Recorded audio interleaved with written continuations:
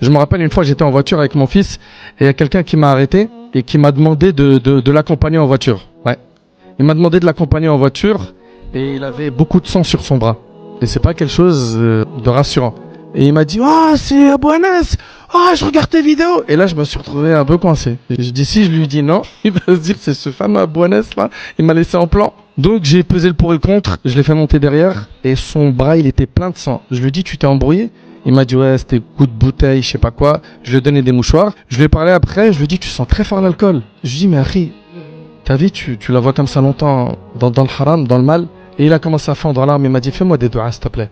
Il m'a dit, je viens de sortir de prison, j'ai perdu ma femme, j'ai perdu mes enfants. Il a fait une peine de plus de 10 ans pour des trafics de haram. Là, il vient de sortir du habs, il a à peu près 40 balais. Je lui ai dit, mais t'as brûlé ta vie. Je lui ai dit, t'as un casier judiciaire, il est ma'ammar, t'es encore dans l'alcool, t'as perdu ta femme et tes enfants. Je lui ai dit, à quel moment tu vas ouvrir les yeux? Et subhanallah, Allah il a fait qu'on a discuté un peu ensemble, je l'ai déposé à la gare, et mon fils il était sous choc à côté, sous choc. Mon fils il a 14 ans. Je lui ai dit, tu vois, Anas, malheureusement, tu vois la délinquance qu'on voit là, 13, 14 ans, etc. Lui, c'est la fin du film.